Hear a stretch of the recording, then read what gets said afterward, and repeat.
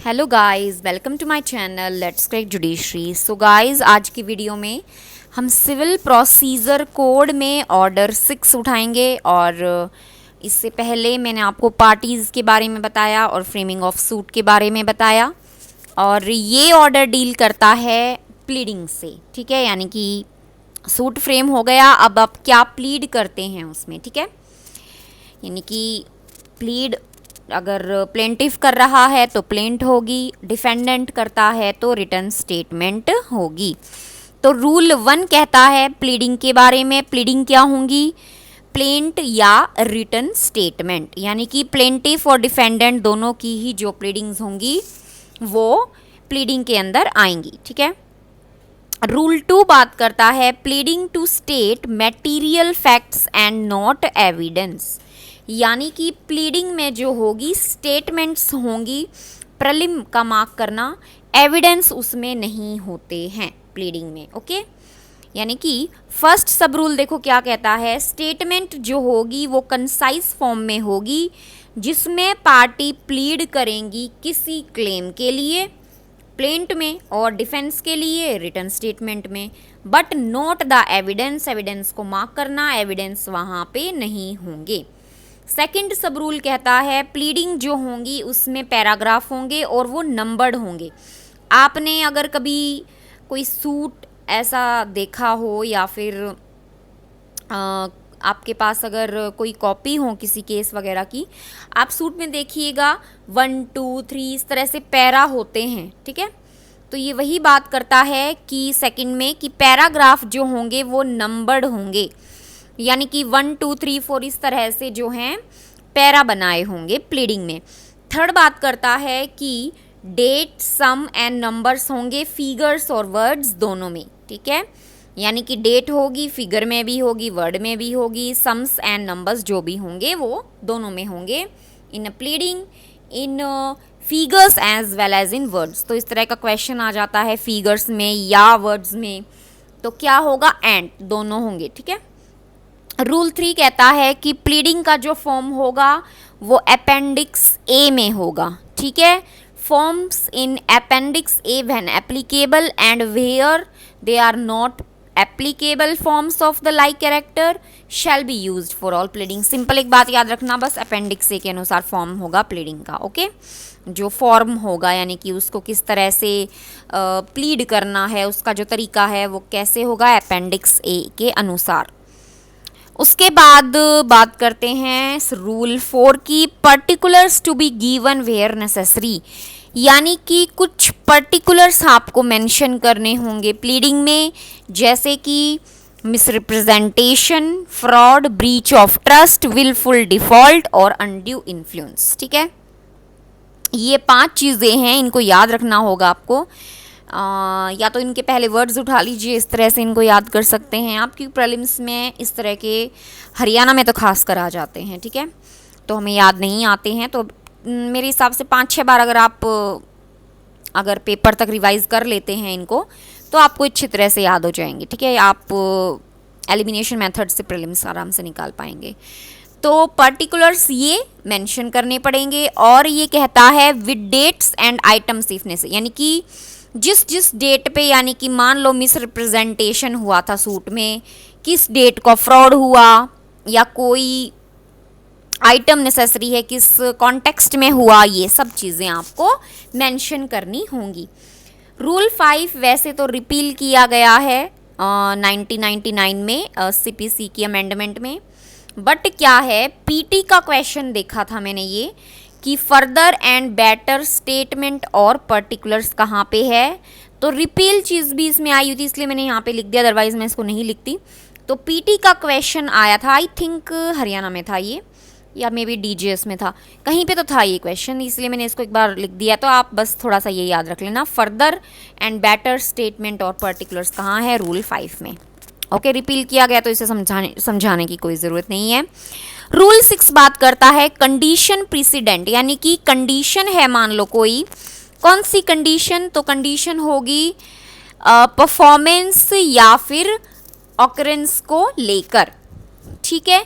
यानी कि कोई मान लो कंडीशन है, कंडीशन पहले है, यानी कि किसी कॉन्ट्रैक्ट में है या कोई और सूट में है, तो उसका परफॉर्मेंस या अकरेंस दोनों में से कोई चीज़ आ सकती है जिस पे आप कंटेस्ट कर रहे हो, तो वो आपको अलग से बताना होगा, डिस्टिंक्टली स्पेसिफाई करना होगा प्लीडिंग में बाय प्लेंटिफ और डिफेंडेंट, जो भी जिसका भी होगा, as the case may be, and subject thereto averment of the performance or occurrence of all conditions।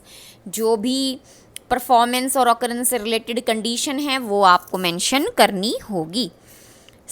Rule 7 कहता है डिपार्चर के बारे में, यानी कि डिपार्चर क्या कहता है, मान लो आपको प्लीडिंग में कोई ग्राउंड ऐड करना है या कोई इनकंसिस्टेंट प्लीडिंग जो है, यानी कि मान लो प्लीडिंग है और उससे आपकी जो प्लीडिंग है वो इनकंसिस्टेंट है या फिर वो दोनों चीज़ें आ गई, तो आप केवल अमेंडमेंट ऑफ प्लीडिंग्स में ही, जो आगे रूल 17 में है उसमें ही मेंशन कर सकते हो, वैसे आप नहीं कर सकते।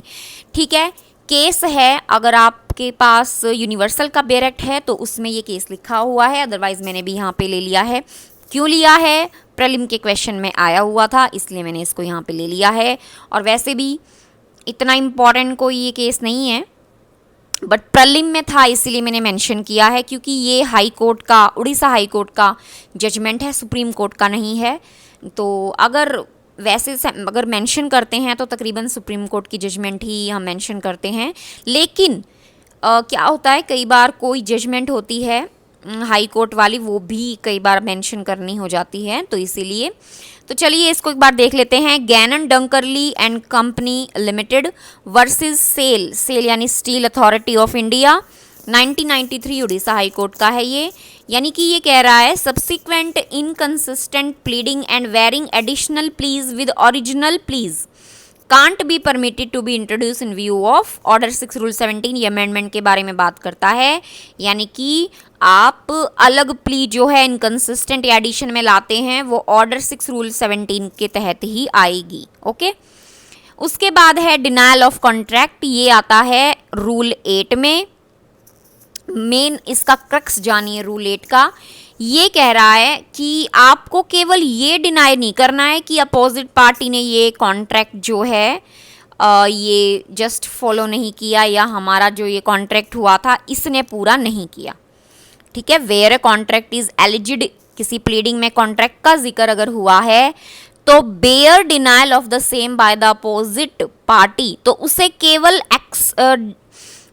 केवल कॉन्ट्रैक्ट का डिनाई माना जाएगा। मान लो आपने ये कह दिया कि नहीं कोई कॉन्ट्रैक्ट नहीं वगैरह कुछ भी, उसकी लीगलिटी और सफिशिएंसी जो है वो आपने नहीं डिनाई की है।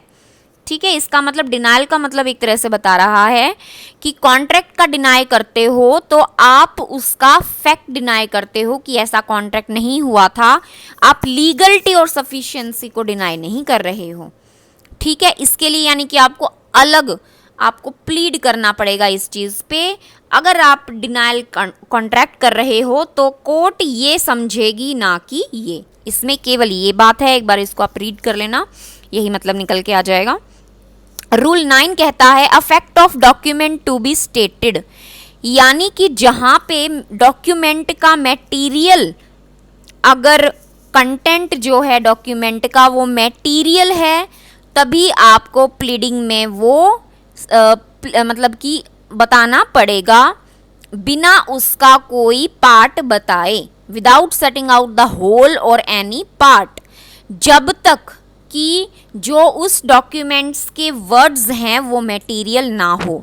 क्या कह रहा है देखो, कोई मान लो ये डॉक्यूमेंट बना रखा है मैंने, ठीक है, इसके कंटेंट अगर मटेरियल हैं तो आप केवल डॉक्यूमेंट मेंशन कर दोगे, भाई ये वाला डॉक्यूमेंट है प्लीडिंग में। ठीक है, और अगर मान लो उसके वर्ड्स भी मटेरियल हैं, उसके वर्ड्स भी जो है महत्व रखते हैं वहाँ पे, तो आप तब ही पूरा उसका डॉक्यूमेंट का जो भी है पार्ट या पूरा डॉक्यूमेंट आप मेंशन करोगे कि क्या क्या लिखा है। अदरवाइज आपको वर्ड्स वहाँ पे मेंशन करने की ज़रूरत नहीं है।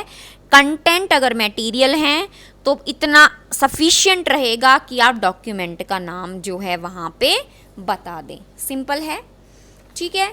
ये छोटे छोटे रूल्स हैं, इनको बस इस तरह से ही याद कीजिएगा, इसमें ज़्यादा इन डेप्थ नॉलेज ज़रूरी नहीं है, बट ये प्रीलिम्स में आ जाते हैं इसलिए मैं इनको इस तरह से बता रही हूँ। रूल 10 है मैलाइस नॉलेज एट्सेट्रा। देखो यानी कि इंटेंशन वगैरह के वर्ड आपको पता है क्रिमिनल लॉ में यूज़ होते हैं, सेक्शन 34 में किसी ऑफेंस में, ठीक है। लेकिन यहाँ पे रूल 10 में ये बताया है कि फ्रॉडुलेंट इंटेंशन है, नॉलेज है, या कोई माइंड से, पर्सन के माइंड से रिलेटेड कोई कंडीशन है, तो आप उसके फैक्ट बताओगे, यानी कि इस तरह से इसकी जो है फ्रॉडुलेंट इंटेंशन थी, एज अ फैक्ट बता दोगे। आप सर्कमस्टेंसेस वहाँ पे मेंशन नहीं करोगे कि इस सर्कमस्टेंसेस पे इसकी इंटेंशन ख़राब थी, इसकी कंडीशन माइंड, ये आप सर्कमस्टेंस नहीं बताओगे, केवल फैक्ट बताओगे रिगार्डिंग, अगर इनको एक वर्ड में करें तो माइंड से रिलेटेड जो पर्सन की चीज़ें हैं, क्योंकि intention, knowledge, other condition of mind, ठीक है। रूल 11 कहता है नोटिस के बारे में। नोटिस जो है आप फैक्ट में बताओगे, ठीक है। अगर मटेरियल हैं उनका क्या फॉर्म या सर्कमस्टेंस, तभी आप नोटिस के बारे में पूरी जानकारी दोगे। मैं दोबारा बताती हूँ क्या है इसका मतलब। यानी कि जहाँ पे मटेरियल है, मान लो नोटिस बताना है कि भैया ए ने बी को इस तरह से नोटिस दिया था, आपने प्लीड करना है, ठीक है, तो सफिशिएंट होगा आप ये बात बता देंगे कि भाई मैंने इसको इस तरह से नोटिस दिया था।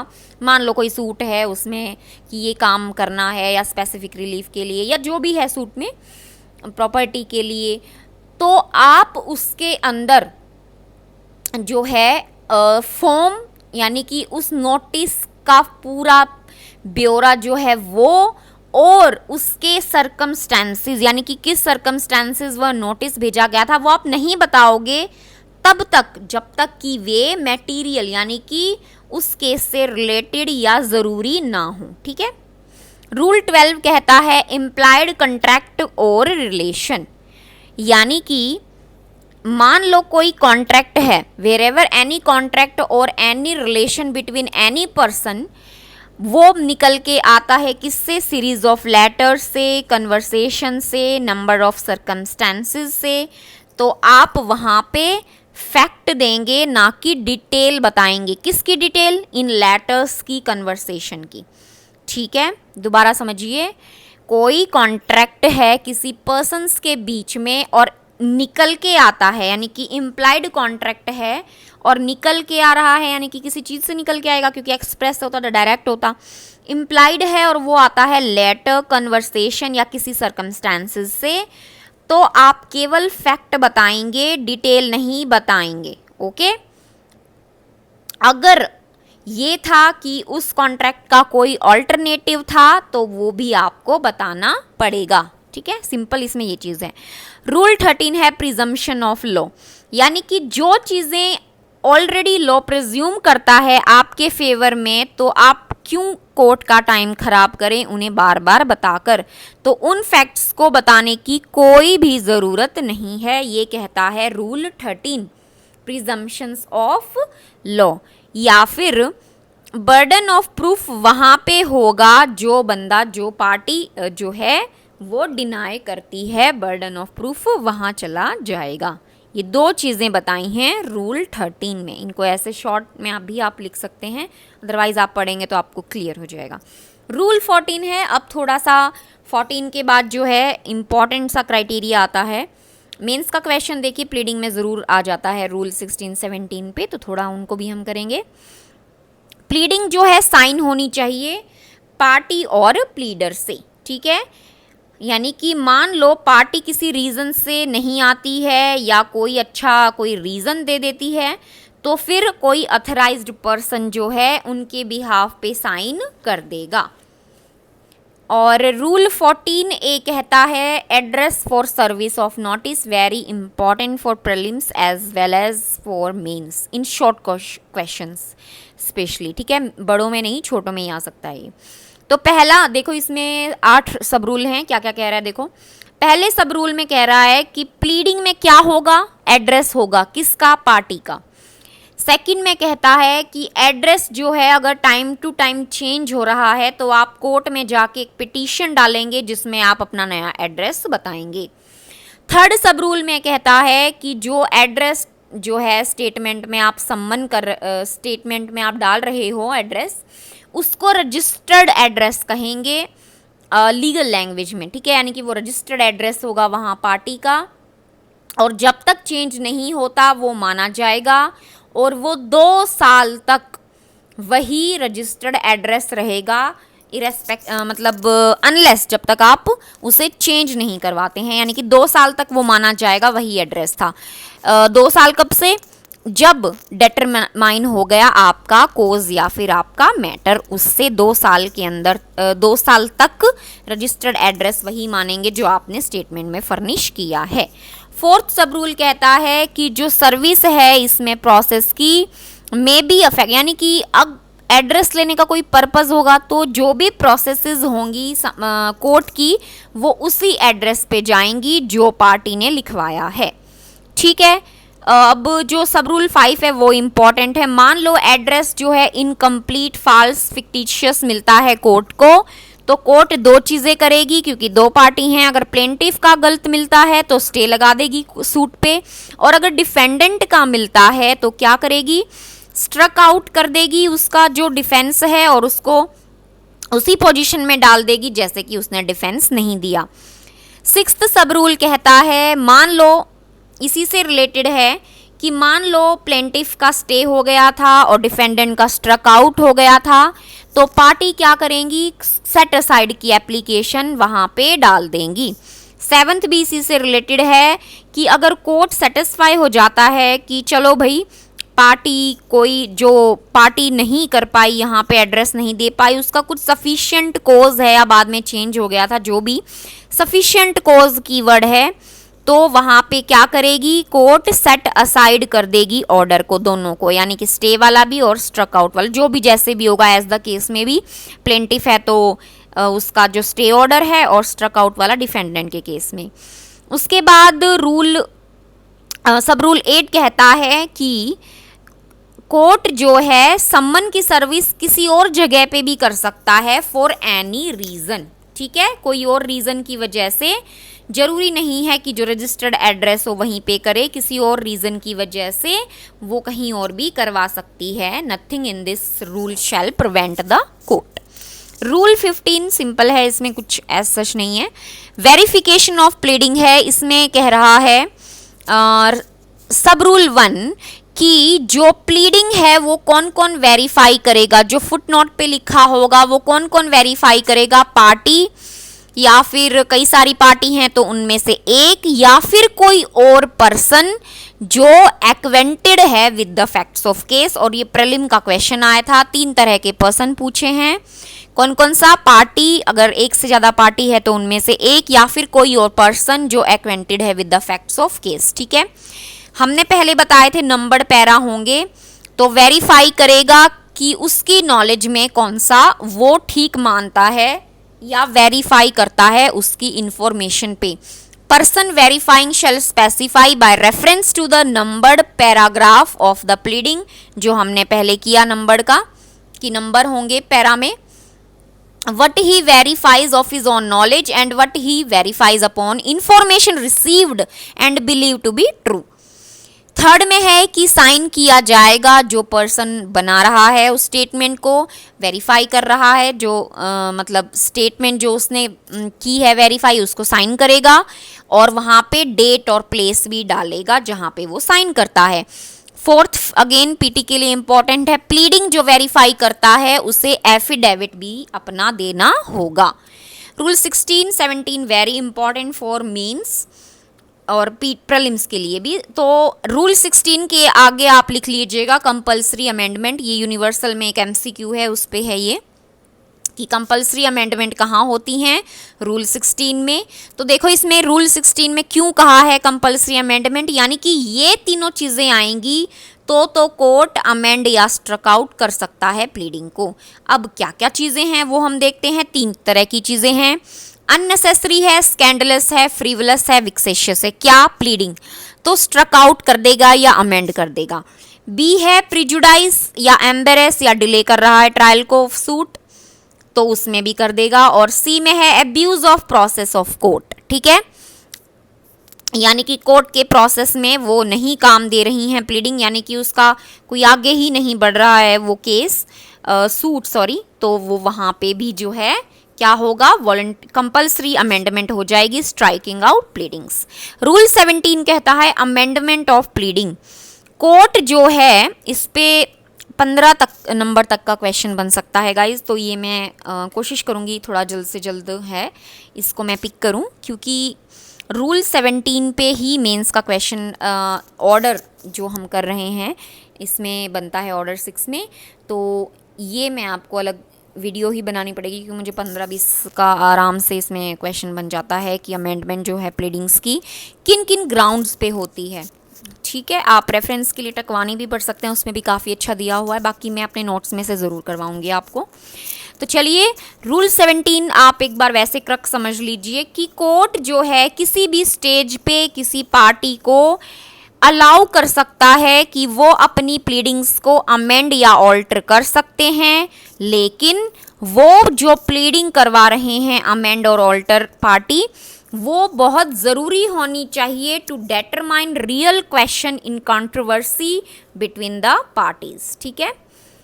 प्रोवाइडेड देखिए क्या कह रहा है कि ट्रायल एक बार शुरू हो जाता है उसके बाद आप प्लीडिंग्स को अमेंड नहीं कर सकते, ठीक है, यानी कि एक बार ट्रायल मान लो स्टार्ट हो गया, उसके बाद आप चाहते हो कि जो प्लीडिंग्स है वो अमेंड होनी चाहिए, नहीं, कोर्ट मना कर देगा, केवल उस रीज़न पे कि in spite of due diligence जो है पार्टी कुडंट हैव रेज्ड, यानी कि कई सारे जो ये कारणों की वजह से जो पार्टी है वो ट्रायल से पहले रेज नहीं कर पाई, तो उस केस में क्या करेगा कोर्ट, अलाउ कर सकता है, ठीक है। लास्ट इसमें रूल है 18 failure to amend after order. दो चीज़ों की बात करता है, मान लो पार्टी ने अमेंडमेंट के लिए एप्लीकेशन डाली थी, वो अलाउ हो गई और आपको कुछ टाइम मिलता है कि भैया इसमें जल्द से जल्द आप अमेंड करवा लीजिए अपनी प्लीडिंग को, जो आप ग्राउंड्स लेकर आ रहे हैं और जो प्लीडिंग आप चाहते हैं। अब पार्टी क्या करेगी, अब कोर्ट ने कई बार दिया टाइम कि भाई 20 दिनों में आपने करवाना है, उस टाइम में आपने किया ही नहीं, या हो सकता है कोर्ट ने कोई टाइम ही नहीं दिया, तब होता है 14 डेज का टाइम, ठीक है। प्रिस्क्राइब्ड अगर टाइम नहीं है तो कितना होगा, 14। ये आप अच्छी तरह समझिएगा, प्रीलिम में क्वेश्चन आता है कंफ्यूज करके, ठीक है, कि इतना टाइम लिव टू अमेंड मिलता है, ये तब है जब कोर्ट ने अपना टाइम नहीं दिया, व्हेन नॉट टाइम प्रिस्क्राइब्ड, तब है 14 डेज का टाइम। तो उसमें क्या होगा, आपने क्या किया, अमेंड ही नहीं किया, तो फिर क्या होगा, उसके बाद आपको अलाउ नहीं, परमिशन नहीं मिलेगी after expiration of such limited time as aforesaid, जो ऊपर हमने ये बात की, या फिर और ऑफ सच 14 डेज, ठीक है, यानी कि ये वाला टाइम और 14 दिन में आपने नहीं की तब आपको परमिशन नहीं मिलेगी, ठीक है। मिल सकती है केवल जब टाइम जो है एक्सटेंड करेगी कोर्ट, तब ही आपको मिलेगी, यानी कि कोर्ट की पावर है वो एक्सटेंड करवा देती है तो आपको टाइम मिल जाएगा, ठीक है। तो ये टाइम थोड़ा सा ध्यान रखिएगा। और ऑर्डर 6 हमारा कंप्लीट हो जाता है और उसके बाद हम अपने आगे के ऑर्डर लेंगे, ठीक है। और इसका मैं मेंस क्वेश्चन याद रखूँगी, ये हमने ज़रूर करना है अमेंडमेंट के रिगार्डिंग प्लीडिंग्स का, ठीक है। तो आपको अगर वीडियो पसंद आई हो, समझ आई हो ये स्पेशली, तो आप प्लीज़ लाइक कर दीजिएगा और चैनल को सब्सक्राइब कर दीजिएगा। Thank you.